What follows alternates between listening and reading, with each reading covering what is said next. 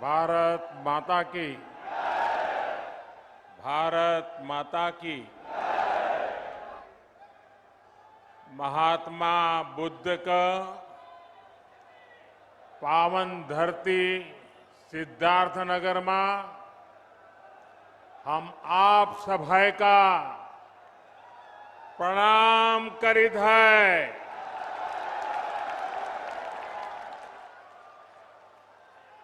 महात्मा बुद्ध जौने धरती पर आपन पहले कई जीवन बिताइन वह धरती पर साए आज प्रदेश का 9 मेडिकल कॉलेजन का उद्घाटन है।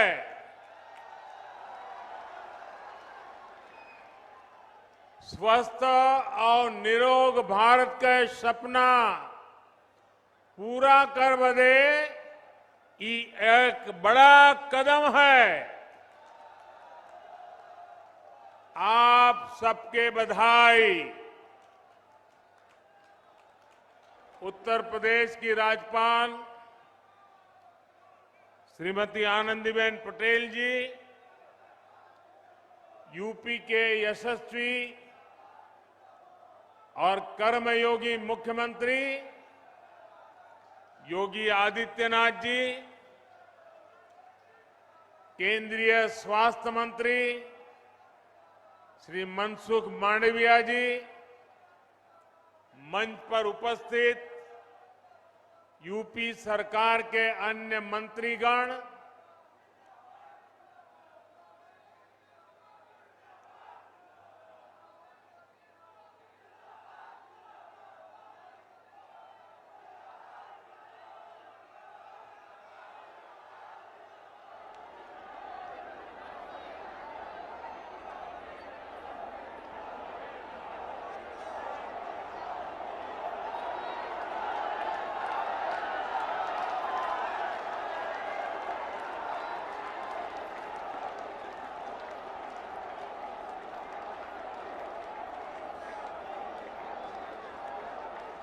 संतोष हो गया? अगर संतोष हो गया तो बैठिए। देखिए, आपको मैंने पूरा अवसर दे दिया।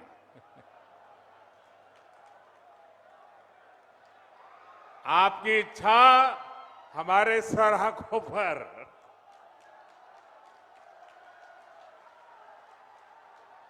तब आप इजाजत दे तो मैं शुरू करूं। आपकी इजाजत है? आपको नारे वगैरह संतोष हो गया ना? आपके इस प्यार के लिए हम सब आपके बहुत आभारी हैं। लेकिन अब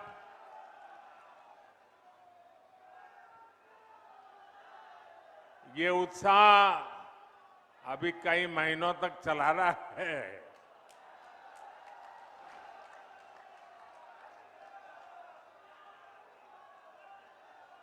जिन अन्य स्थानों पर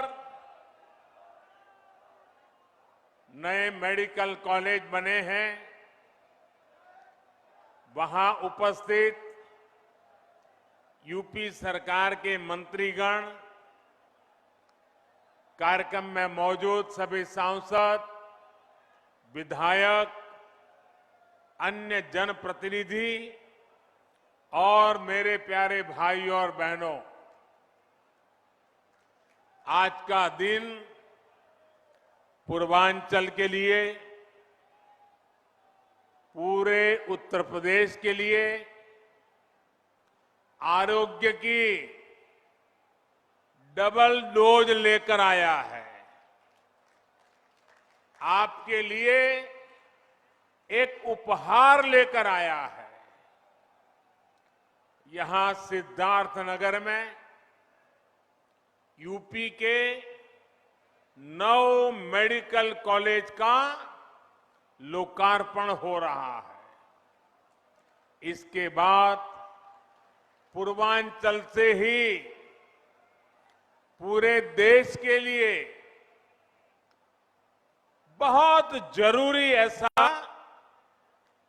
मेडिकल इंफ्रास्ट्रक्चर की एक बहुत बड़ी योजना शुरू होने जा रही है और उस बड़े काम के लिए मैं यहां से आपका आशीर्वाद लेने के बाद, इस पवित्र धरती के आशीर्वाद लेने के बाद, आपसे संवाद करने के बाद काशी जाऊंगा और काशी में उस कार्यक्रम को लॉन्च करूंगा।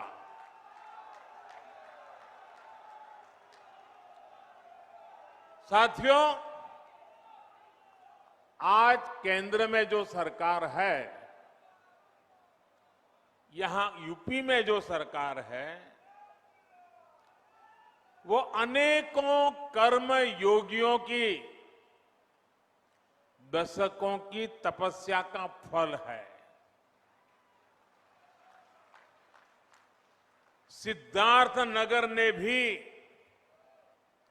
स्वर्गीय माधव प्रसाद त्रिपाठी जी के रूप में एक ऐसा समर्पित जनप्रतिनिधि देश को दिया जिनका अथाह परिश्रम आज राष्ट्र के काम आ रहा है। माधव बाबू ने राजनीति में कर्म योग की स्थापना के लिए पूरा जीवन खपा दिया। यूपी भाजपा के पहले अध्यक्ष के रूप में, केंद्र में मंत्री के रूप में उन्होंने विशेष रूप से पूर्वांचल के विकास की चिंता की। इसलिए सिद्धार्थ नगर के नए मेडिकल कॉलेज का नाम माधव बाबू के नाम पर रखना उनके प्रति सेवा भाव के प्रति सच्ची कार्यांजलि है। और इसके लिए मैं योगी जी को और उनकी पूरी सरकार को बधाई देता हूं। माधव बाबू का नाम यहां से पढ़कर निकलने वाले युवा डॉक्टरों को जन सेवा की निरंतर प्रेरणा भी देगा। भाइयों और बहनों, यूपी और पूर्वांचल में आस्था, अध्यात्म और सामाजिक जीवन से जुड़ी बहुत विस्तृत विरासत है। इस विरासत को स्वस्थ, सक्षम और समृद्ध उत्तर प्रदेश के भविष्य के साथ भी जोड़ा जा रहा है। आज जिन 9 जिलों में मेडिकल कॉलेज का लोकार्पण किया गया है, उनमें ये दिखता भी है। सिद्धार्थनगर में माधव प्रसाद त्रिपाठी मेडिकल कॉलेज,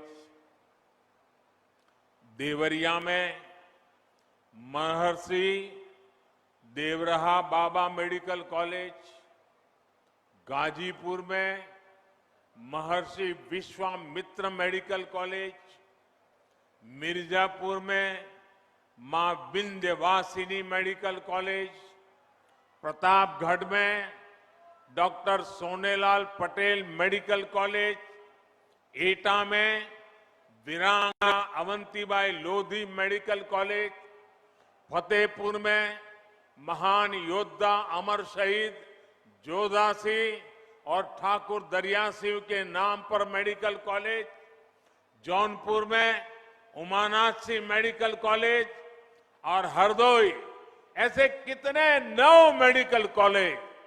ये सभी मेडिकल कॉलेज अब पूर्वांचल के कोटि कोटि जनों की सेवा करने के लिए तैयार है। इन 9 नए मेडिकल कॉलेजों के निर्माण से करीब 2,500 नए बेड्स तैयार हुए हैं। 5,000 से अधिक डॉक्टर और पैरामेडिकल के लिए रोजगार के नए अवसर बने हैं। इसके साथ ही हर वर्ष सैकड़ों युवाओं के लिए मेडिकल की पढ़ाई का नया रास्ता खुला है। साथियों, जिस पूर्वांचल को पहले की सरकारों ने बीमारियों से जूझने के लिए छोड़ दिया था, वही अब पूर्वी भारत का मेडिकल हब बनेगा। अब देश को बीमारियों से बचाने वाले अनेक डॉक्टर, ये धरती देश को डॉक्टर देने वाली है। जिस पूर्वांचल की छवि पिछली सरकारों ने खराब कर दी थी, जिस पूर्वांचल को दिमागी बुखार से हुई दुखद मौतों की वजह से बदनाम कर दिया गया था,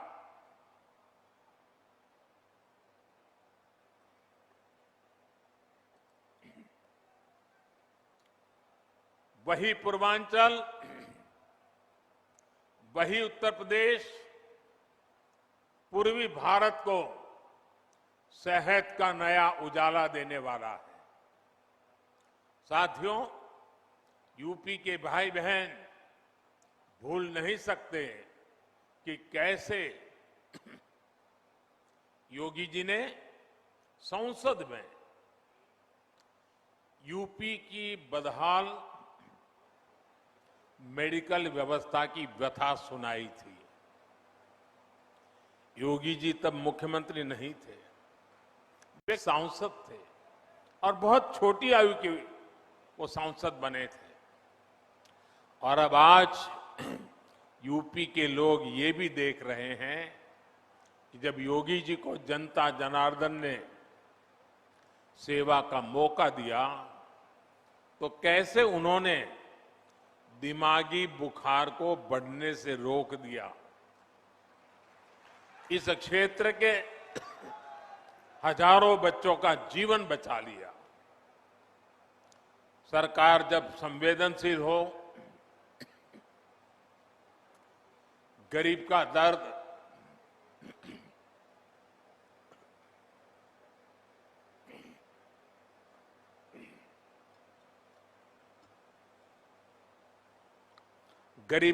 समझने के लिए मन में करुणा का भाव हो, तो इसी तरह का काम होता है। भाइयों और बहनों, हमारे देश में आजादी के पहले और उसके बाद भी मूलभूत चिकित्सा और स्वास्थ्य सुविधाओं को कभी प्राथमिकता नहीं दी गई। अच्छा इलाज चाहिए तो बड़े शहर जाना होगा, अच्छे डॉक्टर से इलाज कराना है तो बड़े शहर जाना होगा। रात बिरात किसी की तबीयत खराब हो गई तो गाड़ी का इंतजाम करो और लेकर भागो शहर की तरफ। हमारे गांव देहात की यही सच्चाई रही है। गांवों के कस्बों में जिला मुख्यालय तक में बेहतर स्वास्थ्य सुविधाएं मुश्किल से ही मिलती थी। इस कष्ट को मैंने भी भोगा है, महसूस किया है। देश के गरीब, दलित, शोषित, वंचित, देश के किसान, गांवों के लोग, छोटे छोटे बच्चों को सीने से लगाए इधर उधर दौड़ रही माताएं, हमारे बुजुर्ग जब स्वास्थ्य की बुनियादी सुविधाओं के लिए सरकार की तरफ देखते थे तो उन्होंने निराशा ही हाथ लगती थी। इसी निराशा को मेरे गरीब भाई बहनों ने अपनी नीति मान लिया था। जब 2014 में आपने मुझे देश की सेवा का अवसर दिया, तब पहले की स्थिति को बदलने के लिए हमारी सरकार ने दिन रात एक कर दिए। जनमानस के कष्ट को समझते हुए, सामान्य मानवी की पीड़ा को समझते हुए, उसके दुख दर्द को साझा करने में हम भागीदार बने। हमने देश के स्वास्थ्य सुविधाओं को सुधारने के लिए, आधुनिकता लाने के लिए एक महायज्ञ शुरू किया। अनेक योजनाएं शुरू की, लेकिन मुझे इस बात का हमेशा अफसोस रहेगा कि यहां पहले जो सरकार थी उसने हमारा साथ नहीं दिया। विकास के कार्यों में वो राजनीति को ले आई, केंद्र की योजनाओं को यहां यूपी में आगे नहीं बढ़ने दिया गया। साथियों, यहां अलग अलग आयु वर्ग के बहन भाई बैठे हैं। क्या कभी किसी को याद पड़ता है, और याद पड़ता है तो मुझे बताना, क्या किसी को याद पड़ता है कि उत्तर प्रदेश के इतिहास में कभी एक साथ इतने मेडिकल कॉलेज का लोकार्पण हुआ हो? हुआ है कभी? नहीं हुआ है ना। पहले ऐसा क्यों नहीं होता था और अब ऐसा क्यों हो रहा है? इसका एक ही कारण है, राजनीतिक इच्छा शक्ति और राजनीतिक प्राथमिकता। जो पहले थे उनकी प्राथमिकता अपने लिए कमाना और अपने परिवार की तिजोरी भरना था।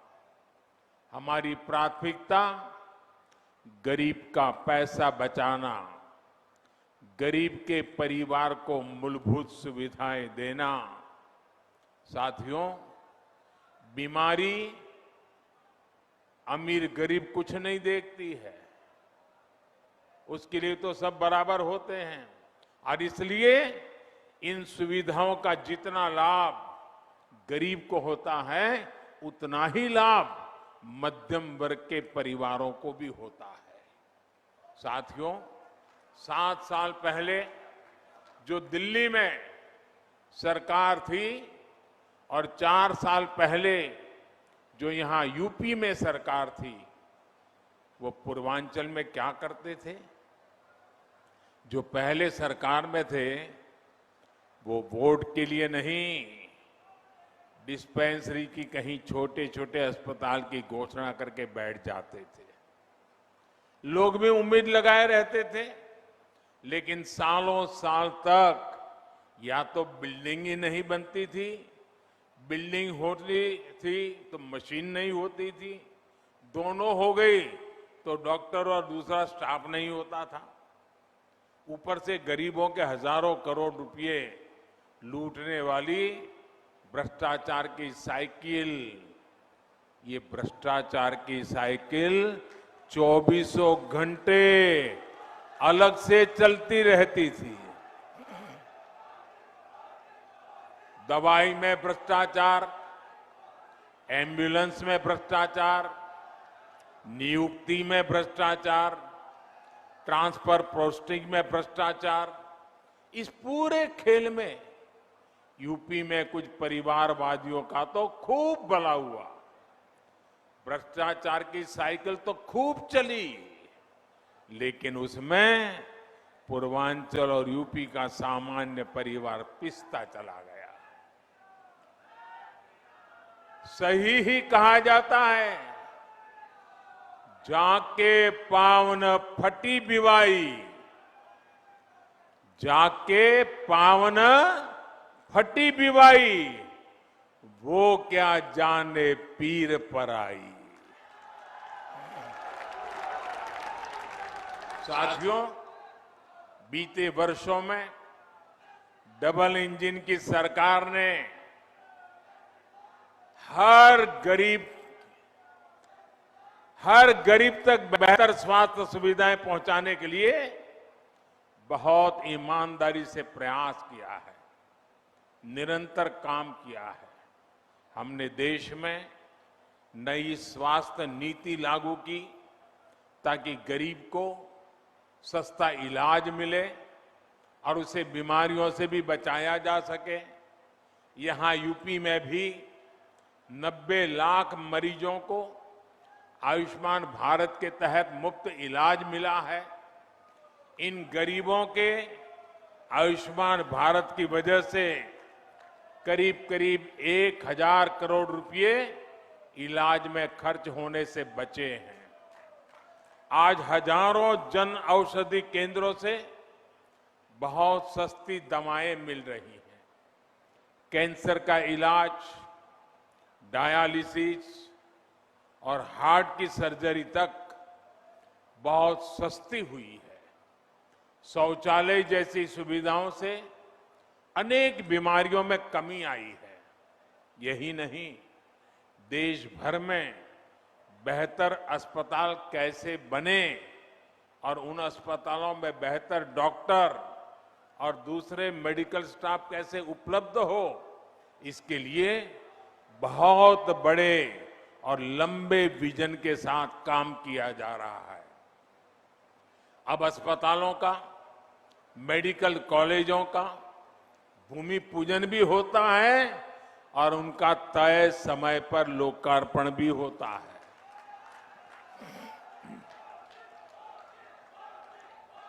योगी जी की सरकार से पहले जो सरकार थी, उसने अपने कार्यकाल में यूपी में सिर्फ 6 मेडिकल कॉलेज बनवाए थे। योगी जी के कार्यकाल में 16 मेडिकल शुरू हो चुके हैं और 30 नए मेडिकल कॉलेजों पर तेजी से काम चल रहा है। रायबरेली और गोरखपुर में बन रहे एम्स तो यूपी के लिए एक प्रकार से बोनस है। भाई और बहनों, मेडिकल कॉलेज सिर्फ बेहतर इलाज ही नहीं देते, बल्कि नए डॉक्टर, नए पैरामेडिक्स का भी निर्माण करते हैं। जब मेडिकल कॉलेज बनता है तो वहां पर विशेष प्रकार की laboratory training centre, nursing unit, medical unit और रोजगार के अनेक नए साधन बनते हैं। दुर्भाग्य से पहले के दशकों में देश में डॉक्टरों की कमी को पूरा करने के लिए राष्ट्रव्यापी रणनीति पर काम ही नहीं हुआ। अनेक दशक पहले मेडिकल कॉलेज और मेडिकल शिक्षा की देखरेख के लिए जो नियम कायदे बनाए गए थे, जो संस्थाएं बनाई गई, वो पुराने तौर तरीकों से ही चल रही थी। ये नए मेडिकल कॉलेज के निर्माण में बाधक भी बन रही थी। बीते 7 सालों में एक के बाद एक हर ऐसी पुरानी व्यवस्था को बदला जा रहा है जो मेडिकल शिक्षा की राह में रुकावट बन रहा है। इसका परिणाम मेडिकल सीटों की संख्या में भी नजर आता है। 2014 से पहले हमारे देश में मेडिकल की सीटें 90,000 से भी कम थी। बीते 7 वर्षों में देश में मेडिकल की 60,000 नई सीटें जोड़ी गई हैं। यहां उत्तर प्रदेश में भी 2017 तक सरकारी मेडिकल कॉलेजों में मेडिकल की सिर्फ 1900 सीटें थी, जबकि डबल इंजन की सरकार में पिछले 4 साल में ही 1900 नई सीटों से ज्यादा मेडिकल सीटों की बढ़ोतरी की गई है।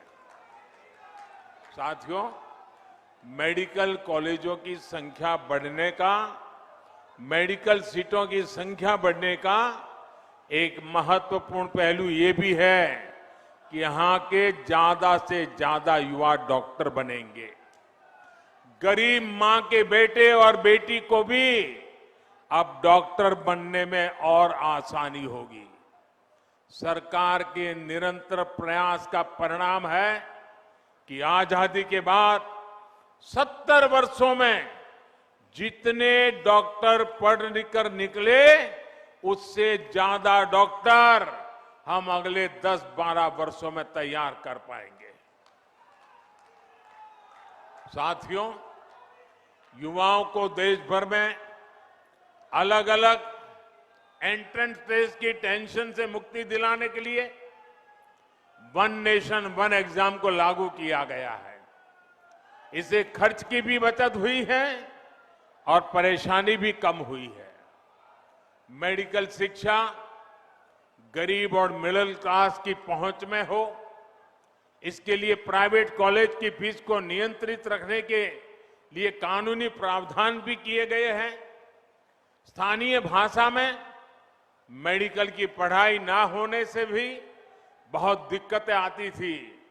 अब हिंदी सहित अनेक भारतीय भाषाओं में भी मेडिकल की बेहतरीन पढ़ाई का विकल्प दे दिया गया है। अपनी मातृभाषा में जब युवा सीखेंगे तो अपने काम पर उनकी पकड़ भी बेहतर होगी। साथियों, अपनी स्वास्थ्य सुविधाओं को यूपी तेजी से सुधार सकता है। ये यूपी के लोगों ने इस कोरोना काल में भी साबित किया है। 4 दिन पहले ही देश ने 100 करोड़ वैक्सीन डोज का बड़ा लक्ष्य हासिल किया है और इसमें यूपी का भी बहुत बड़ा योगदान है। मैं यूपी की समस्त जनता, कोरोना वॉरियर्स, सरकार, प्रशासन और इससे जुड़े सभी लोगों को बधाई देता हूं। आज देश के पास 100 करोड़ वैक्सीन डोज का सुरक्षा कवच है। बावजूद इसके कोरोना से बचाव के लिए यूपी अपनी तैयारियों में जुटा हुआ है। यूपी के हर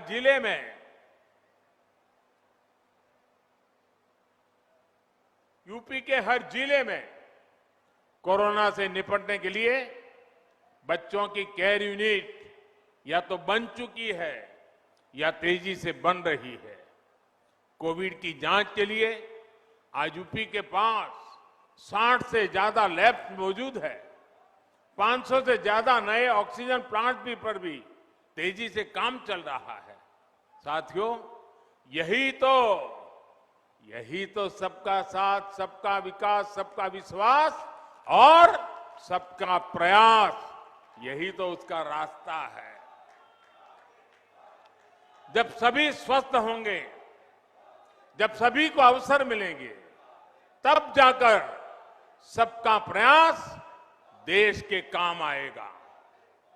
दीपावली और छठ का पर्व इस बार पूर्वांचल में आरोग्य का नया विश्वास लेकर आया है। ये विश्वास तेज विकास का आधार बने, इसी कामना के साथ नए मेडिकल कॉलेज के लिए पूरे यूपी को फिर से बहुत बहुत बधाई और धन्यवाद देता हूं। आप भी इतनी बड़ी तादाद में हमें आशीर्वाद देने के लिए आए, इसलिए मैं विशेष रूप से आपका आभार व्यक्त करता हूं। बहुत बहुत धन्यवाद।